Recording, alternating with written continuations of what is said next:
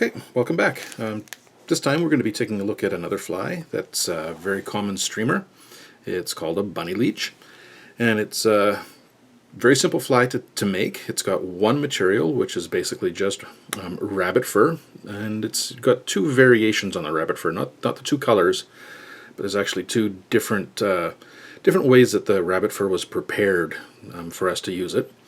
And it's a very common fly used in larger sizes like this for pike and walleye, and in slightly smaller sizes, sort of in the maybe 8 to 12 hook size range, or even 6 to 12 hook size range. More would be useful for trout. This one here is on a 1/0, or maybe it's a 2/0 size stainless steel hook, much bigger, which would be used for pike and potentially walleye. So, like I said, it's a really simple fly to tie, and so we're going to look at it right now. So pop that out of the way, toss in another hook here. What I've got here is a little bit smaller hook than the one that I just had with the finished fly in it. This is just a size 2 mustad hook. It's exactly, in fact, it's this exact same hook, except not size 8 like this box is showing. It's actually a size 2 hook, but it is 5x long, and otherwise it's that same hook. So because we're working with rabbit fur, which is often, as you can see here on this package here, you can see that it's called a rabbit zonker strip. The zonker strip is a common sort of name that people will use in fly shops and the fly tying community to talk about strips of rabbit fur.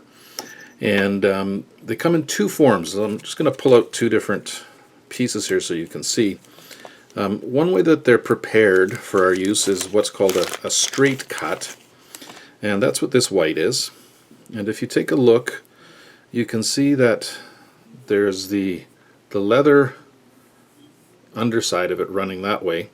And if we look at it, the fur runs exactly in the same direction as the fur does. So it runs straight with the fur. And that's a very useful kind of thing. It's often used, and we will use it in this case, as a tail, because it just flows back and it stays in a nice straight line. The other way that we can buy the rabbit strips, the zonker strips, is in a form that's called a crosscut. And if you take a look at this red, you can see that the leather is running horizontally this time, and that the fur is actually going straight down from it. So it's running in a line. And that's very useful because we can take it and wrap it around the shank of a hook, and all of the fibers flow towards the back. So for this particular fly, we'll be using both of those to make the fly, and they both are used because they serve a different purpose in a different part of the fly. We're going to use a little bit heavier thread this time. I'm using a 3/0 thread simply because we're working with leather strips, and it lets us have a little bit more pressure on that leather to make sure it's bound down really nice to the shank of the hook. So I'm just going to start again close to the back, get my thread started, and I'm going to take it back as I trim it off here. I'm going to take it back so that it's roughly even with that barb on the hook, straight up and down, just before it starts to curl over into the bend of the hook. So we're right about there. Okay.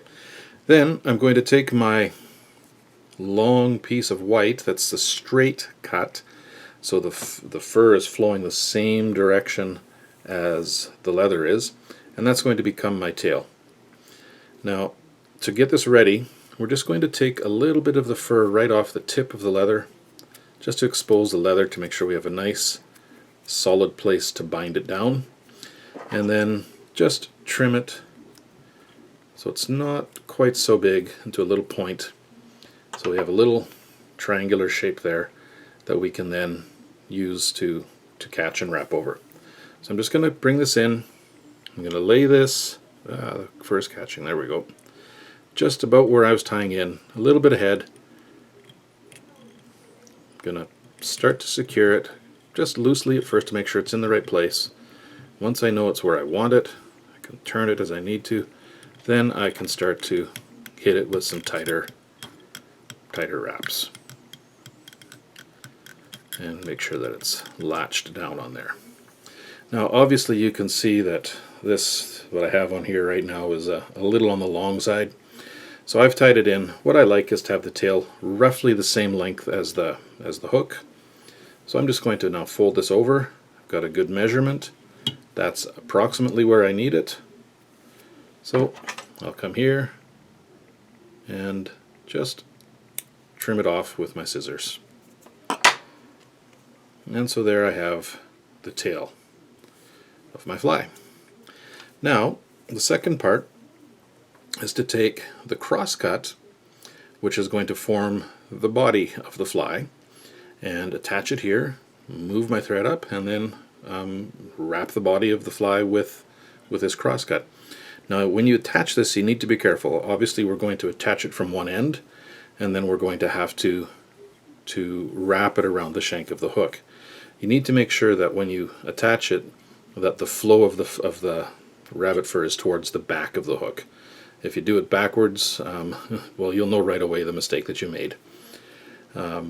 We just want to make sure that everything flows towards the back. So again, I'm just going to come in here, pull off some of the excess fiber from there, so I have a nice piece of leather to actually bind down when I attach it. I'm going to basically right on top of where I finished tying in the other fur, I'm going to start binding this in. Make sure it's really good and secure. I broke my thread. Even with heavy thread, when you nick the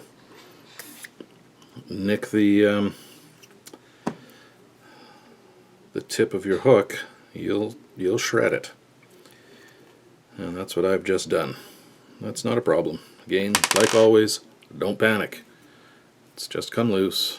We'll just go back over top, watch the tip of that hook, bind it down again. We're good to go.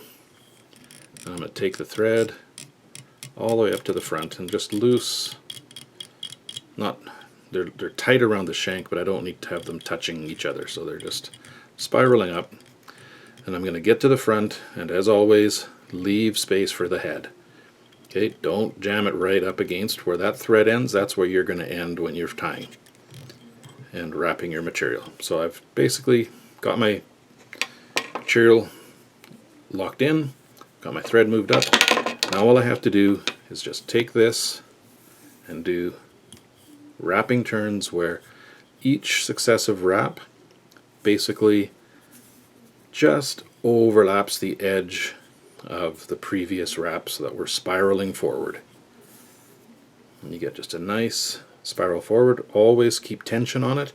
So you bring it up, you pinch it in place so that it's held. Take around your next wrap. There it is. You want this to stay snug all the way around. And just keep making your wraps all the way to where you had your thread. Now my hook's a little bit loose on the vise. That's alright, it'll stay. Once you can see we're basically right at where that thread is. We need to leave space for our head, so we're not going to keep wrapping, because if we do, we'll start making the space too small to finish off our fly. So we can bring it up one last time and around, and you can still see there's enough space there for that. We've got our thread here.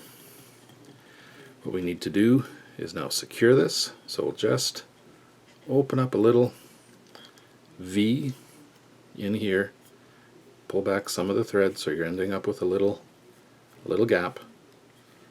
Bring your thread up and over the leather, up and over the leather, up and over the leather, and then cinch that down.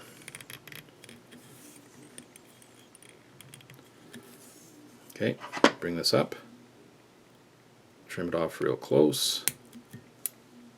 I'm going to have a little piece there, a little bulb, but that's fine. We're now just going to overwrap this up to the eye and then start to make up the head. You can see that I'm actually holding the shank of this hook here because I want it to be very stable, because I am wrapping very sturdily. There's no sense in having the hook come loose and everything go flying all over the place. Build up a decent size head. We can finish it off with a few quick half hitch knots. And there goes the thread. Now, because I'm going to be using this for toothier fish, I'm going to put a little bit of glue on it just to give it a little bit of extra security. Now I'm happening here to be using this Loon UV clear finish. I really like it. It's very expensive, so you certainly do not need to use this. There are lots of other things that you could use, even just simple crazy glue. Now that needs to be set with a UV light, so I'll do that very quickly.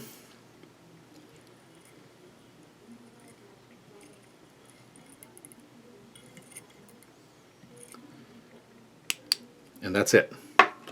That's as simple as it gets for making a leech, bunny leech. Here's the one from before. Here's the one we just tied. These can be made in all different kinds of color combinations, straight black to multicolors like this to various colors woven through it. But you get the basic idea. Single piece out the back for a tail. That's a straight cut.